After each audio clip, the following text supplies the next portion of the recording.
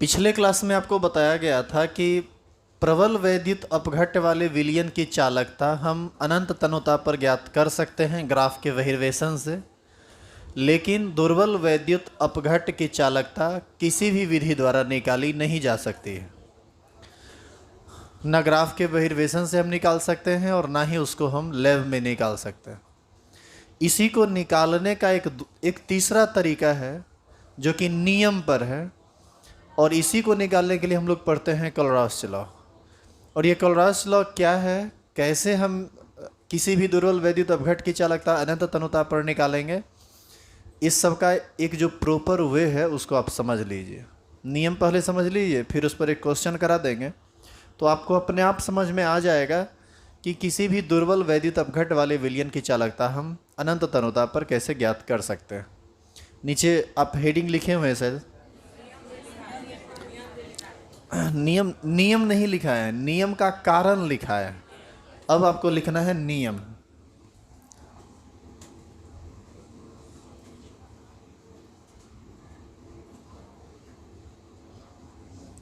और लॉ का जो मेन स्टेटमेंट है वो लिखिए नीचे रो देख। लिखेंगे शून्य सांद्रण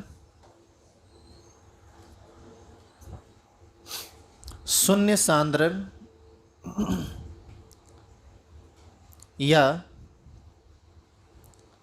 अनंत तनुता, शून्य सांद्रण या अनंत तनुता पर किसी भी वैद्युत अपघट्य शून्य सांद्रण या अनंत तनुता पर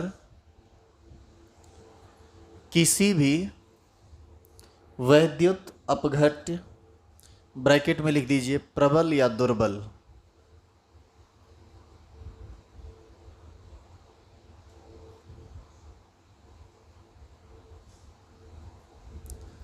की मोलर चालकता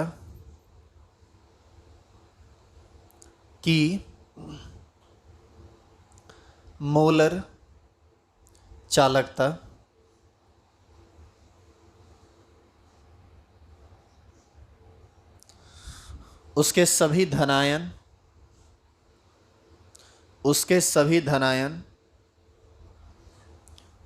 तथा सभी ऋणायन, उसके सभी धनायन तथा सभी ऋणायन की मोलर चालकता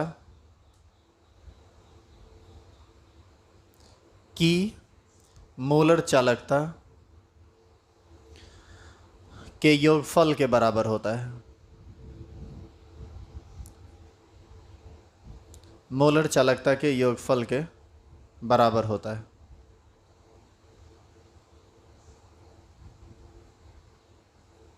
नीचे एरो देखिए लिखेंगे धनायन या ऋणायन की मोलर चालकता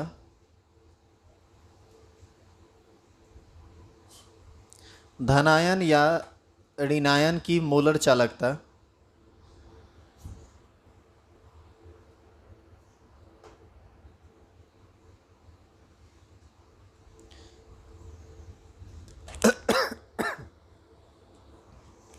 धनायन या ऋणायन की मोलर चालकता इस बात से स्वतंत्र होता है कि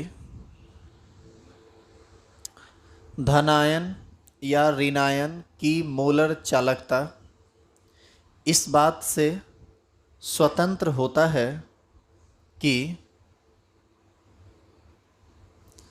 वह किस वैद्युत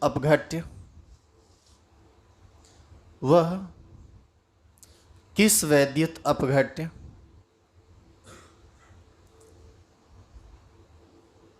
ब्रैकेट में दुर्बल या प्रबल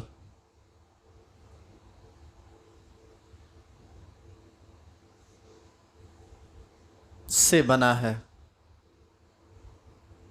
ब्रैकेट बंद कर दीजिएगा, प्रबल या दुर्बल के बाद ब्रैकेट बंद कर दीजिएगा, से बना है। अभी जो बात आप लिखे हैं ये सब बात आपको ऐसे समझ में नहीं आएगा, ये मतलब नॉर्मल इसके स्टेटमेंट से ये बातें समझ में नहीं आती है, आप थोड़ा ध्यान से देखिए, आपको समझ में आ जाएगा।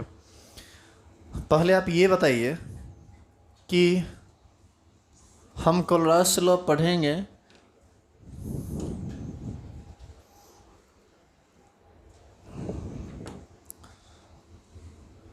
इसमें हमको पहले एक दो को वैद्युत अपघट्ट लिख देते हैं। जैसे Al2SO4 का होल 3, ये भी एक वैद्युत अपघट्ट है। CH3COONA, यह भी एक वैद्युत अपघट्ट है। NaCl भी एक वैद्युत अपघट्ट है। AgCl भी वैद्युत अपघट्ट है। H2SO4 भी एक वैद्युत अपघट्ट है। कुछ वैद्युत अपघट्ट लिखे हैं और हम यह लिखते हैं कि CH3COOH भी एक वैद्युत अपघट्ट है। C6H5COOH भी एक वैद्युत अपघट्ट है। बाबू, यदि ये वैद्युत अपघट्ट है तो निश्चित रूप से, पूर्ण रूप से या आंशिक रूप से यह पानी में टूटेगा जरूर। देखो, ये सब जो है ना प्रबल है, यह सब स्ट्रॉन्ग इलेक्ट्रोलाइट, और यह जो है इसमें एक ये भी दुर्बल है, AgCl। AgCl दुर्बल वैद्युत अपघट्ट, बहुत ज़्यादा नहीं ना पानी में घुलता है जी। पानी में वो क्या होता है, पानी में नीचे जाके न बैठ जाता है AgCl। तो ये सब प्रबल वैद्युत अपघट्ट है और ये सब दुर्बल वैद्युत अपघट्ट है। अब देखो, ये सब हम लिख देते हैं वीक इलेक्ट्रोलाइट, बाकी आप समझ लीजिएगा। तो प्रबल रहे या दुर्बल रहे, टूटेगा सब, कोई पूर्ण रूप से, कोई आंशिक रूप से। तो टूटेगा तो कैसे टूटेगा ये जानना हमारे लिए बहुत ज़्यादा ज़रूरी है। यदि अब हम कोलरास का नियम समझना चाहते हैं तो कैसे टूटेगा ये। 2 एल्युमिनियम 3+ और 3SO4 2-। आप भी लिखते जाओ तो साथ साथ। इसको हम लोग बोलते हैं एल्युमिनियम सल्फेट, ये है सोडियम एसीटेट, CH3CO- और Na+। NaCl टूटता है Na+ में और Cl- में। H2SO4 टूटता है 2H+ प्लस SO4- में। CH3 टूटता है CH3COO- प्लस H+ में, और C6H5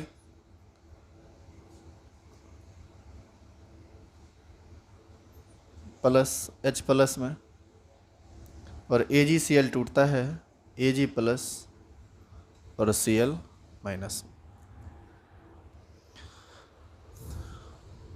अभी हम आपको कोलरास का नियम नहीं बता रहे, अभी उससे रिलेटेड बात बता रहे हैं। अब इस पर कोलरास क्या कहा उन्होंने, कैसे हम इसको एक दूसरे से जोड़ेंगे, वो सब आगे आएगा। ये तो सिर्फ आपको तोड़ना बताया गया, ये एक्स्ट्रा बात है जो आपको समझना पड़ेगा पहले, तब जाके आप कोलरास के द्वारा दिए गए समीकरण को समझ पाएंगे कि उन्होंने क्या कहा।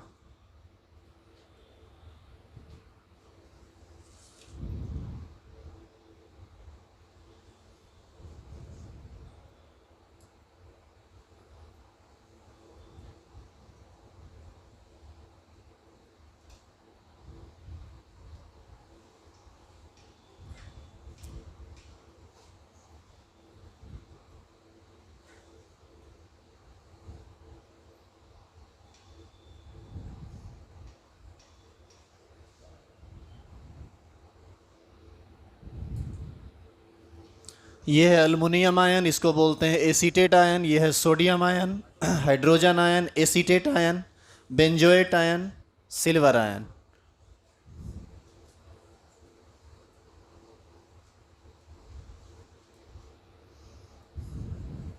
इसका नाम है silver chloride, benzoic acid, acetic acid, sulphuric acid, sodium chloride, sodium acetate, aluminium sulphate. तो ये सब नाम वगैरह है, ये सब तो आप पहले से भी जानते होंगे।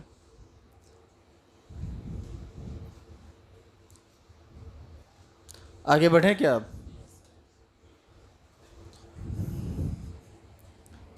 अभी हम 3 एग्जाम्पल लिखेंगे और आपको बाकी सब लिखना पड़ेगा। जितना यहाँ लिखा हुआ है इसका हम 3 कोलरास का नियम से जो बात कहा गया वो लिख देंगे, बाकी को आपको खुद लिखना पड़ेगा। हम इसको मिटा दें क्या?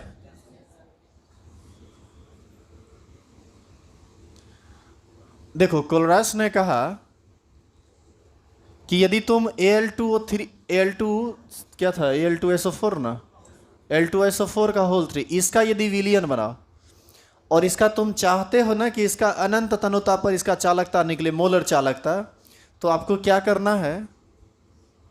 मोलर चालकता, इसी को हम लोग बोलेंगे मोलर चालकता किस सांद्रण पर? शून्य सांद्रण पर या अनंत तनुता पर। तो यहाँ पर यदि हम लिख दें Al2SO4 का होल 3, तो हम इसको पढ़ेंगे क्या? हम लोग इसको पढ़ेंगे मोलर कंडक्टेंस ऑफ Al2SO4 का होल 3 एट इनफाइनाइट डाइल्यूशन और जीरो कंसंट्रेशन। चूँकि यहाँ पर इनफाइनाइट के जगह पर जीरो भी दे दे तो बात सेम ही है, दोनों का मतलब बताया गया है ना। इसको हिंदी में मैं कह रहा हूँ Al2SO4 का होल 3 का मोलर चालकता शून्य सांद्रण या अनंत तनुता पर, तो यहाँ पर हम इनफाइनाइट दे देते हैं। ये बराबर होता है इसके सभी धनायन की मोलर चालकता का। तो इसका सभी धनायन infinite dilution molar conductance at infinite dilution of Al3+। लेकिन आप गौर कीजिए एल्युमिनियम इसमें 2 गुण बना है, तो कुल धनायन का मोलर चालकता निकालेंगे तो 1 से 2 को गुना करना पड़ेगा, क्योंकि टोटल आयन कितना है? 2+। फिर SO4 आयन ऋण आयन यहाँ पर बना है, molar conductance of SO4 minus. ये तो एक आयन का ना मोलर कंडक्टेंस हुआ, इसमें कितना है? 3। यानी अब आप सभी के लिए इक्वेशन तैयार कर सकते हैं। जितना यहाँ पर तोड़ा गया है, क्या सबके लिए इक्वेशन तैयार कर सकते हैं? हमको एक बता दीजिए, मोलर कंडक्टेंस ऑफ NaCl क्या होगा? कुछ नहीं करना है, तोड़ देना है उसको, उस तरह से लिख देना है।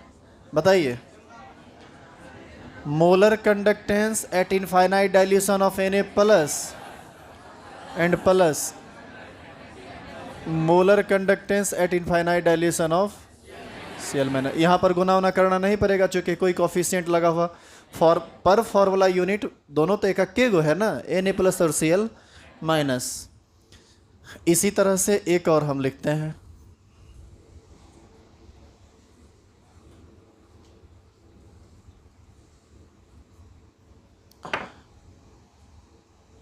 Molar conductance of AgCl। बताइए क्या होगा? Molar conductance at infinite dilution of Ag plus and plus molar conductance at infinite dilution of Cl minus. और ये लास्ट है, molar conductance of acetic acid, जो कि वीक इलेक्ट्रोलाइट। हालांकि वीक इलेक्ट्रोलाइट तो यह भी है। वीक इलेक्ट्रोलाइट उसी को ना कहते हैं जो पानी में पूरा घुलता नहीं है, बहुत कम घुलता है। AgCl भी बहुत कम घुलता है, CH3COH भी बहुत कम घुलता है। तो इसका क्या होगा? Molar conductance at finite dilution of acetate ion CH3CO minus और plus molar conductance at infinite dilution of H+। तो ये है कोलरास का नियम। हर अलग अलग इलेक्ट्रोलाइट के लिए अलग अलग समीकरण तैयार होगा, क्योंकि अलग अलग इलेक्ट्रोलाइट में वो जो कॉफिशिएंट है Al2, जैसे Al2 अभी कभी आया, कभी Al1 रहेगा, कभी Al3 रहेगा, तो इस तरह से। तो हम ये कह रहे थे कि ये है कोलरास का नियम। अब कोलरास के नियम के जस्ट बाद आप एक स्टेटमेंट लिखें अभी तुरंत। देखिए, एक काम करो, तुम कोलरास के नियम को एक बार फिर से पढ़ो और इससे मिलाओ कि जो बात यहाँ लिखा हुआ है क्या उसी का भाषा है। वो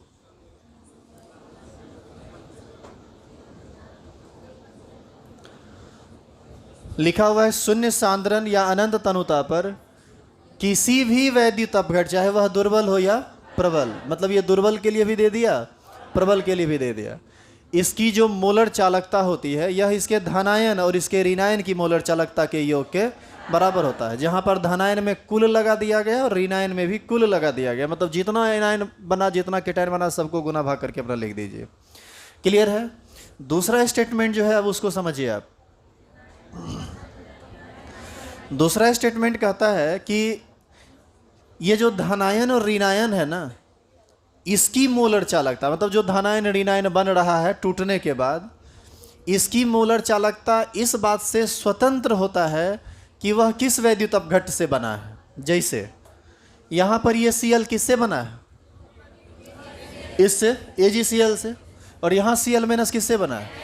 NaCl से। कोई मैटर नहीं करता है कि NaCl से Cl माइनस बना या AgCl से, हर बार Cl माइनस का जो मोलर कंडक्टेंस होगा इनफाइनाइट डाइल्यूशन पर वो हमेशा बराबर होगा। अब देखिए, ये Cl माइनस बना है दुर्बल से और ये Cl माइनस बना है प्रबल से, लेकिन फिर भी हम क्या कह रहे हैं कि इस बात से इस एनायन को कोई मतलब नहीं है कि वो कहाँ से आया है, किस सोर्स से आया है, वीक से आया है या स्ट्रॉन्ग इलेक्ट्रोलाइट से आया है। हम सिर्फ देखेंगे Cl माइनस कहाँ से आया है, इसको देखने की कोई आवश्यकता नहीं है। और इसलिए नहीं है क्योंकि यह एनायन का जो मोलर चालकता अनंत सत्तनुता पर होता है, उसको कोई मतलब ही नहीं है कि वो किस चीज़ से बना है। यह भी Cl माइनस है और वह भी Cl माइनस है। टूट गया पूरा का पूरा तो बात ही खत्म है। फिर कहाँ से बना नहीं बना इस बात से कोई लेना देना नहीं है। समझ गए इस बात को? अब देखिए, हम किसी दुर्बल वैद्युत अपघट्ट की वैद्युत चालकता को कैसे हम किसी दुर्बल वैद्युत अपघट्ट के मोलर चालकता को अनंत तनुता पर भी अब ज्ञात कर सकते हैं। कैसे ज्ञात कर सकते हैं? इसके लिए आपको एक क्वेश्चन लिखना पड़ेगा। लिखिए क्वेश्चन। अरे ये उतारा नहीं है क्या? उतारो पहले, उतारिए पहले।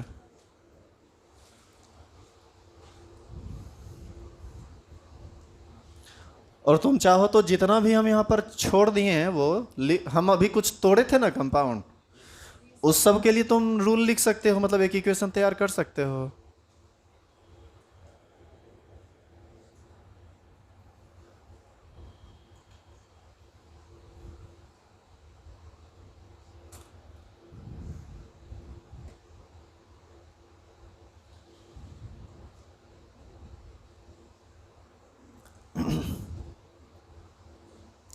आज तो सब कुछ ज़्यादा सीरियस है रे, कुछ ज़्यादा सीरियस नहीं है।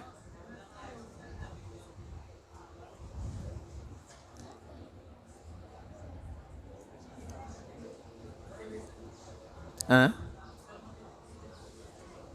नहीं समझे? कल मोटिवेट नहीं किए? परीक्षा है? कौन सी टेस्ट है क्या? कहीं रुपया वाला टेस्ट है? 10-10 रुपया 20-20 रुपया लेके जो टेस्ट होता है आजकल अकाली में, लॉकडाउन में, वही टेस्ट है क्या? आजकल देखो, जितना टीचर को रुपया घट गया है ना लॉकडाउन में, वो 7-7 दिन पर एक दिन टेस्ट ले लेते हैं 20-20 रुपया लेके। अच्छा, कॉलेज में होगा, हमको लगा वो 20 टकिया वाला टेस्ट है।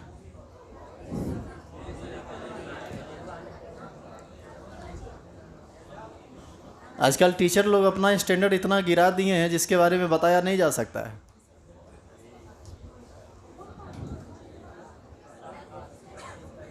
बच के रहो ऐसे टीचर से, तो तुम्हारा भी संस्कार बिगड़ जाएगा, नहीं सुधरा तो। खैर, तुम्हारी जो मर्जी है तुम करो,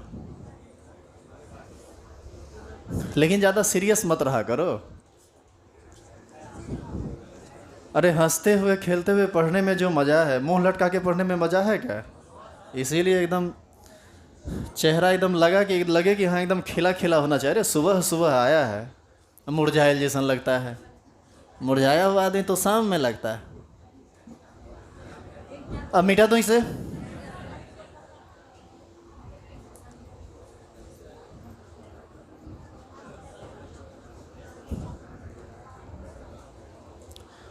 एक क्वेश्चन लिखिए और देखिए कितना बढ़िया से हम किसी भी दुर्बल वैद्युत अपघट्ट की भी मोलर चालकता ज्ञात कर सकते हैं। लिखेंगे, क्वेश्चन लिख लो, बाद में अपना उतारते रहना। और ये सब तो अपने से भी अब कर सकते हो। लिखो क्वेश्चन। CH3COONA, CH3COONA, इसको हम लोग बोलते हैं सोडियम एसीटेट, यदि नाम लिखना चाहो तो। सोडियम एसीटेट, पता है यह एक स्ट्रॉन्ग इलेक्ट्रोलाइट है। मेटल मिला जहां, समझ जाइए वो स्ट्रॉन्ग बना देगा उसको। H कॉमा देके HCl तथा NaCl, HCl तथा NaCl,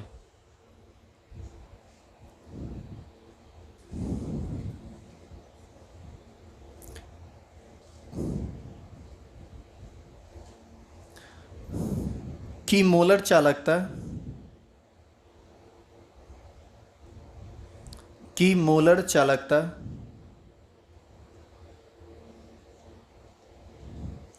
अनंत तनुता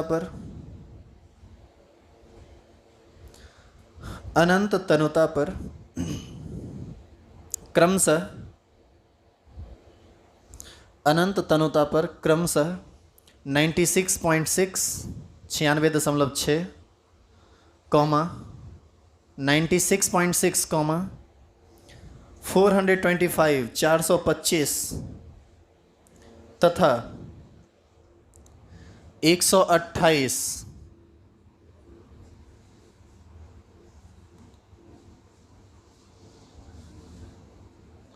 पर ओम सेंटीमीटर स्क्वायर पर मोल है। याद कीजिए आप, यही ना मोलर चालकता का मात्रक बताया गया था आपको। इक्विवेलेंट कंडक्टेंस का बताया गया था पर इक्विवेलेंट, मतलब अंत में पर इक्विवेलेंट, और मोलर चालकता में पर मोल। याद है आपको ये बात है? क्या क्या 96.6 425 और 128 पर ओम सेंटीमीटर स्क्वायर पर मोल है। तो अनंत तनुता पर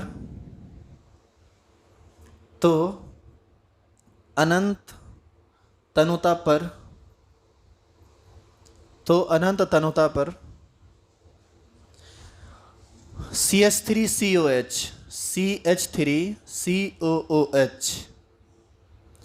इसी को हम लोग बोलते हैं एसिटिक एसिड। लिख लो ब्रैकेट में। ऑर्गेनिक आएगा तो भर दिन यही पढ़ता रहेगा, क्योंकि ऑर्गेनिक कंपाउंड है ये। एसिटिक एसिड की मोलर चालकता क्या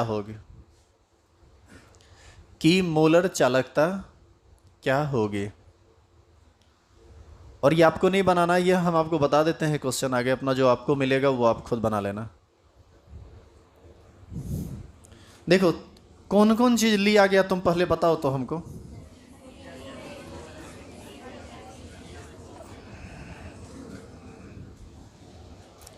AgCl नहीं ना लिया गया है, चलो AgCl को मिटा देते हैं। Al2SO4 भी नहीं है। जो जो है उसको लिखना पड़ेगा हमको। सबसे पहला बताओ क्या है? पहला क्या है? एगो तो है CH3COONA, दूसरा है HCl और तीसरा है NaCl। NaCl तो लिखा जा चुका है। तुम सबसे पहले काम करो, इनफाइनाइट डाइल्यूशन पर मोलर कंडक्टेंस निकालो CH3COONA का। ये हो जाएगा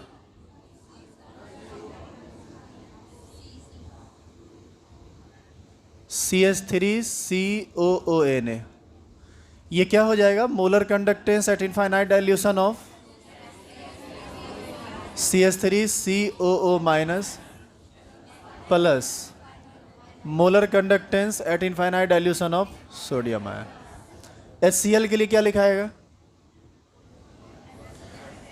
ये तो आसान है ना जी। क्या लिखाएगा बताओ?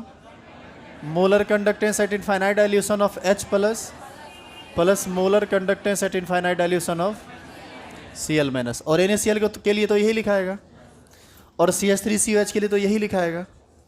अब देखो इस तीनों का मान तुमको दे दिया क्वेश्चन देखो तीनों का मान दिया हुआ है। देखो ना लिखा हुआ है क्वेश्चन में क्या है? तीन चीज दिया गया है, CH3CONA, HCl तथा NaCl की मोलर चालकता अनंत तनुता पर क्रमशः इतना इतना इतना है। आपको CH3CONA का मान कितना दिया है बताइए? 96.6। ये बराबर हो जाएगा molar conductance at infinite dilution of CH3COO minus plus molar conductance at infinite dilution of Na plus. बोलिए कोई दिक्कत है इसमें? ये कितना दिया हुआ है? 425।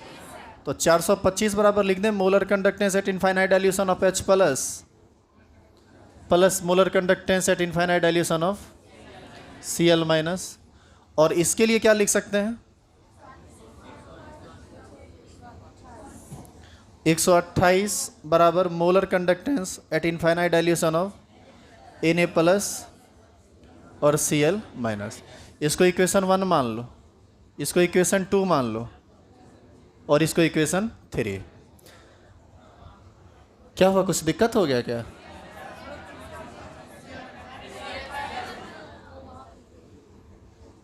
अच्छा, ये मोलर कंडक्टेंस छूट गया था। चलो, अच्छा, मोलर कंडक्टेंस ऑफ, इसको बेकारे मिटा दिए। Molar conductance at infinite dilution of CH3COOH बराबर हम लोग लिख सकते हैं molar conductance at infinite dilution of COO CH3CO minus, इतना नहीं इसमें लिखना पड़ता है ना, plus molar conductance at infinite dilution of H plus, इसको मान लो इक्वेशन नंबर 4। समझ गया? अब तुम एक काम करो, हम जो लिखते हैं उसको तुमको करना है। 1 और 2 को जोड़ दो और तीसरा को घटा दो। ऐसा करने पर तुमको चौथा मिल जाएगा। पहले देखो कैसे। 1 और 2 को जोड़ोगे तो तुमको राइट साइड में क्या क्या मिलेगा बताओ? CH3CO माइनस वाला। हम अब पूरा नहीं लिख रहे हैं, हम शॉर्टकट में लिख रहे हैं। हम तरीका बता दिए हैं, तुम घर पर कर लेना। खाली हम बता देते हैं प्रूफ की बाद में कैसे हमको मान आ जाएगा। हम लिख सकते हैं CH3CO माइनस का मोलर कंडक्टेंस, फिर Na प्लस का मोलर कंडक्टेंस, फिर H प्लस का मोलर कंडक्टेंस, फिर Cl माइनस का मोलर कंडक्टेंस। मतलब ये हमको मिलेगा और दूसरी तरफ मिलेगा हमको इस दोनों का जोड़, यानी ये मिलेगा 96.6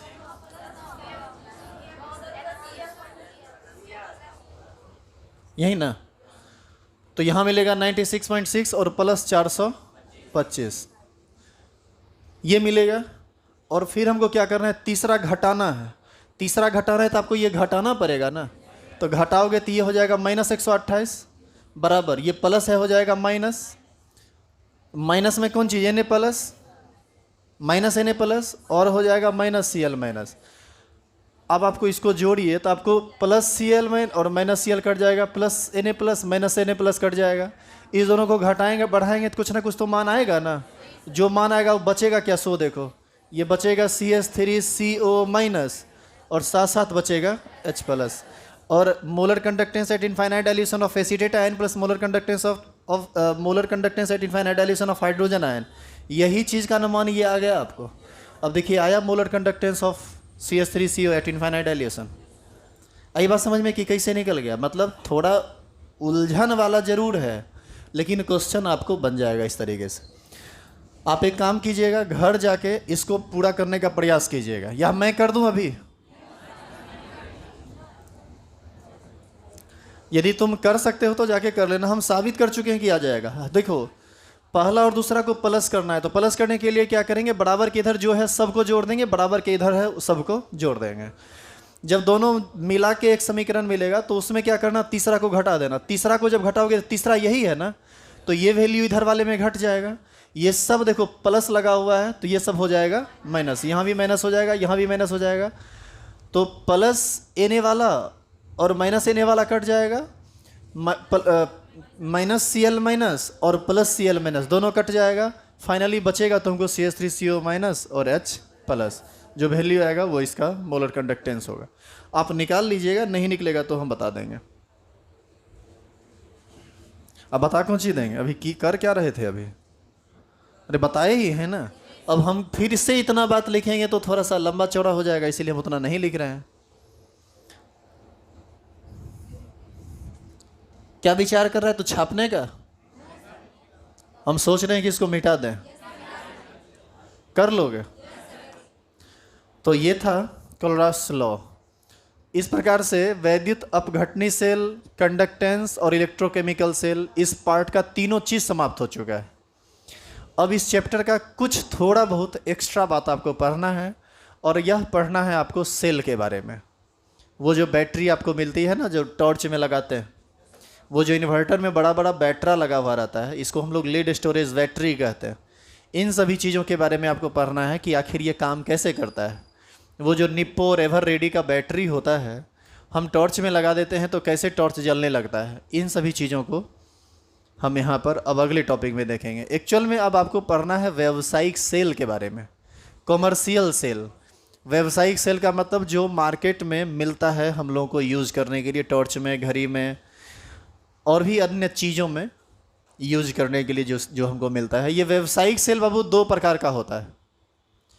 एक होता है प्राथमिक सेल, प्राइमरी सेल, और एक होता है संचायक सेल या द्वितीयक cell, secondary cell. Primary cell के अंतर्गत आता है यही टॉर्च वाला बैटरी, घड़ी वाला बैटरी, खिलौना में जो बैटरी लगता है वो, ये सब प्राइमरी सेल है। और संचायक सेल है वही बैटरा जो मिलता है ना इन्वर्टर के लिए वो, और मोबाइल में जो बैटरी लगा हुआ रहता है, अरे मोबाइल में जो बैटरी रहता है वह भी संचायक सेल है। अब मैं आपको बता देता हूँ कि आप कैसे पहचानोगे कौन प्राइमरी है और कौन सेकेंडरी है। वह सब सेल जिसका एक बार यूज करने के बाद आप फेंक देते हैं, डिस्चार्ज होने के बाद फेंक देते हैं, वो सब प्राइमरी सेल है। और वह सब सेल जो रिचार्ज हो जाता है, दोबारा आविष्ट हो जाता है और दोबारा चार्ज करके आप उसको यूज में लाते हैं, वो सब क्या कहलाता है? संचायक सेल, सेकेंडरी सेल। अब हमारे लिए यह समझना इंटरेस्टिंग भी है और ज़रूरी भी कि आखिर प्राइमरी सेल टॉर्च वाले बैटरी को हम क्यों नहीं दोबारा चार्ज कर सकते हैं, और लेड स्टोरेज बैटरी में ऐसा क्या होता है कि चार्ज डिस्चार्ज होते रहता है और हम लगातार यूज़ करते रहते हैं। नहीं है इंटरेस्टिंग? इसी इंटरेस्टिंग चीज़ को पढ़ेंगे, अभी तुरंत शुरू करेंगे। लिखिए व्यावसायिक सेल। रुको, हम लिखते हैं वैसे, जैसे लिखते हैं वैसे लिखना।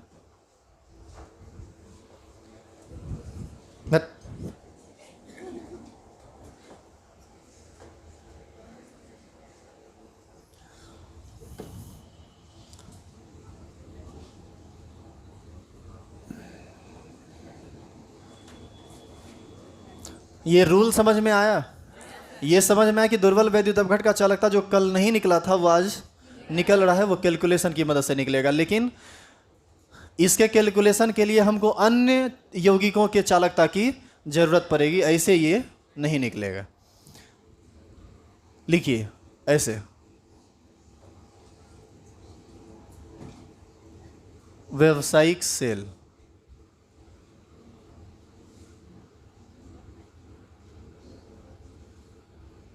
Commercial cell. दो प्रकार का होता है, कौन कौन?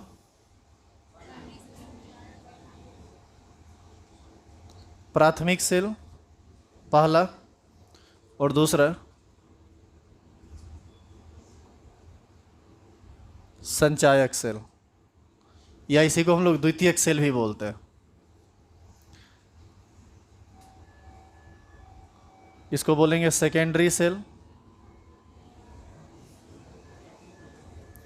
और इंग्लिश में इसको बोला जाता है प्राइमरी सेल। इसका एग्जाम्पल है ड्राई सेल, शुष्क सेल जिसको कहते हो ना हिंदी में, वही टॉर्च वाला बैटरी वगैरह जो है ना वो शुष्क सेल कहलाता है। एचजी सेल, वो घड़ियर में जो लगता है ना वो छोटा बटन वाला बैटरी, और ये स्टील टाइप का नहीं, छोटा सा वो बटन टाइप का होता है, एचजी सेल। ये सब है इसका एग्जाम्पल। और इसका एग्जाम्पल है लेड स्टोरेज बैटरी,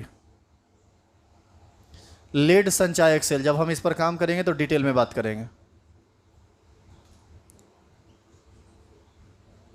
लेड संचायक सेल बैटरी भी हम लोग इसको बोलेंगे। बैटरी जो होता है वह कई सेल से मिलकर बना होता है। कुछ छूट गया क्या? सेल संचाय, तेरी लेड संचायक सेल।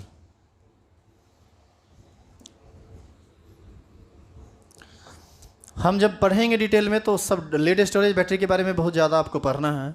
अभी फिलहाल आप एक नंबर हेडिंग डालिए प्राथमिक सेल।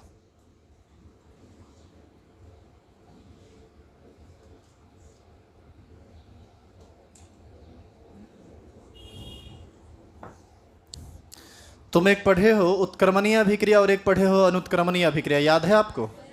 उत्क्रमणीय अभिक्रिया जो होता है वो दो तरफा चलता है, और अनुत्क्रमणीय अभिक्रिया एक तरफा चलता है। जितना रिचार्जेबल बैटरी है उस सब में दो तरफा रिएक्शन होता है, और जितना रिचार्जेबल बैटरी नहीं है उस सब में केवल एक तरफा चलता है। एक तरफ से रिएक्शन हुआ, रिएक्टेंट सारा खत्म हुआ, बैटरी खत्म हो गया। और जिसमें रिवर्सेबल रेडॉक्स रिएक्शन होता है उसमें इधर से खत्म होके उधर गया और उधर से खत्म होके इधर आ जाता है। और ऐसा करने के लिए बस हमको इलेक्ट्रिसिटी की आवश्यकता पड़ती है। मतलब खत्म होने के दौरान हम जैसे हम उसका यूज कर रहे हैं बैटरी का, तो सारा रिएक्टेंट खत्म हो गया, सारा का सारा प्रोडक्ट में बन गया। फिर लाइन में उनको लगा दीजिए, मतलब चार्ज कर दीजिए, वो सारा का सारा प्रोडक्ट को फिर से क्या बना देगा, रिएक्टेंट बना देगा, और फिर वह चार्ज हो जाएगा और हम उसको आसानी से यूज़ कर सकते हैं। लेकिन जो बात हम इतना आसानी से बोल गए वो बात शायद आपके दिमाग में पूरी तरह गया नहीं होगा। अभी आप सिर्फ इतना समझिए कि रिएक्शन दो प्रकार का होता है, एक उत्क्रमणीय और दूसरा अनुत्क्रमणीय। उत्क्रमणीय अभिक्रिया उसको कहते हैं जिसमें रिएक्टेंट प्रोडक्ट में और प्रोडक्ट रिएक्टेंट में कन्वर्ट करता रहता है। और अनुत्क्रमणीय अभिक्रिया उसको कहते हैं जिसमें रिएक्टेंट आपस में रिएक्शन करके प्रोडक्ट तो बन जाता है लेकिन वह दोबारा रिएक्टेंट नहीं बनता है। जैसे HCl और NaOH, इस दो चीज़ को आपस में मिलाओगे तो ये प्रोडक्ट बनाता है NaCl और H2O। हम H2O भी यूज़ करते हैं और NaCl भी यूज़ करते हैं खाना खाने में। और सोचिए ज़रा कि H2O और NaCl आपस में मिलकर HCl बना देता, एसिड बना देता, और NaOH बना देता, पेट में जाके आगे न लगाएगा वो। हम ये बोल रहे हैं एक्चुअली कि HCl और NaOH जब आपस में रिएक्शन करता है ना तो प्रोडक्ट बनाता है NaCl और H2O। लेकिन यदि NaCl और H2O मिल के ये दोनों चीज़ बना देता तो मेरे पेट में एसिड भी चला जाता और बेस भी चला जाता। अंदर एसिड बेस का रिएक्शन होने लगेगा, पेट में आग पकड़ लेगा, क्योंकि एसिड बेस का रिएक्शन एक्सोथर्मिक रिएक्शन होता है। मुंह से आग निकलेगा अंदर पेट से होते हुए, जान जाएगा कि बचेगा। तो हम ये कह रहे हैं कि यह एक इरिवर्सिबल रिएक्शन है। इसमें रिएक्टेंट प्रोडक्ट में कन्वर्ट करेगा लेकिन प्रोडक्ट रिएक्टेंट में कन्वर्ट नहीं करेगा। हम आपको सिर्फ उत्क्रमणीय और अनुत्क्रमणीय समझा रहे हैं। और कुछ रिएक्शन ऐसा होता है जो रिवर्सिबल होता है, जैसे हाइड्रोजन और नाइट्रोजन को मिलाओगे ना तो ये NH3 बनाता है, और यही NH3 डिसोसिएट होकर दोबारा फिर क्या बना देता है, हाइड्रोजन और नाइट्रोजन। आगे ये सब इनऑर्गेनिक में आपको पढ़ना है, अमोनिया के निर्माण में जब आप P ब्लॉक पढ़िएगा तब। अभी फिलहाल इसको तो हम रोक रहे हैं, लेकिन आप उसको डिफाइन कर लीजिए। किसको? प्राथमिक सेल को। लिखेंगे वह सेल, एक चीज़ तो जान लीजिए, जहाँ भी इलेक्ट्रिसिटी पैदा होगी वहाँ पर रेडॉक्स रिएक्शन होगा। बिना रेडॉक्स रिएक्शन के इलेक्ट्रिसिटी पैदा नहीं हो सकती है, क्योंकि रेडॉक्स रिएक्शन में ही इलेक्ट्रॉन का लेन देन चलता है। और जब तक इलेक्ट्रॉन एक तरफ से दूसरे तरफ जाएगा नहीं, हाई पोटेंशियल से लो पोटेंशियल की तरफ जाएगा नहीं, तब तक वहाँ पर इलेक्ट्रिसिटी का कोई गुंजाइश नहीं है। लिखिए रहो, देखिए, वह सेल जिसमें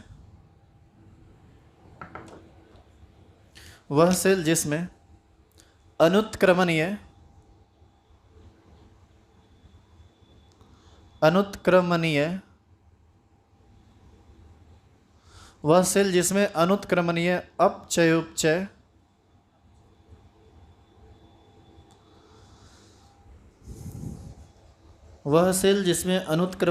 अपचयोपचय अभिक्रिया होती है। सब बैटरी में एनोड और कैथोड रहता है, प्लस और माइनस रहता है, ये सब तुमको इसमें समझ में आ जाएगा। वह सेल जिसमें अनुत्क्रमणीय अपचयोपचय अभिक्रिया होती है उसे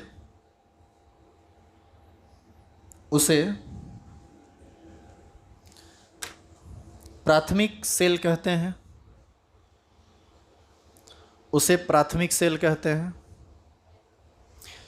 इसे दोबारा आवेशित नहीं किया जा सकता है। इसे दोबारा आवेशित नहीं करने का मतलब इसको दोबारा चार्ज नहीं कर सकते हैं, क्योंकि बैटरी के कंसेप्ट में दिमाग में लोग के आता है कि चार्ज दोबारा होगा कि नहीं, दोबारा यूज में आएगा कि नहीं, इसलिए ये बात लिखना जरूरी है। इसे दोबारा आवेशित नहीं किया जा सकता है।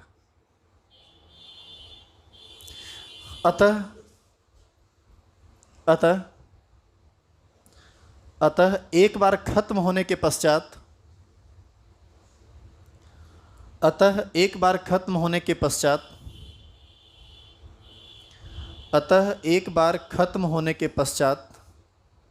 इसका दोबारा उपयोग संभव नहीं है।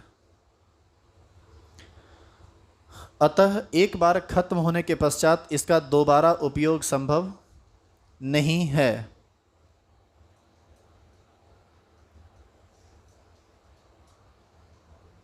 जैसे शुष्क सेल,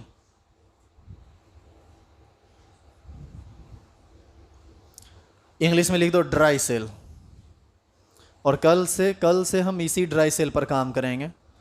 ड्राई सेल से आगे बात बढ़ जाएगी। ड्राई सेल का पूरा बनावट आपको दिखाएंगे, कैसे कैसे अंदर में क्या क्या रहता है, कैसे कैसे केमिकल रिएक्शन होता है। आज के लिए बस इतना ही है, बाकी नेक्स्ट क्लास में। Peace.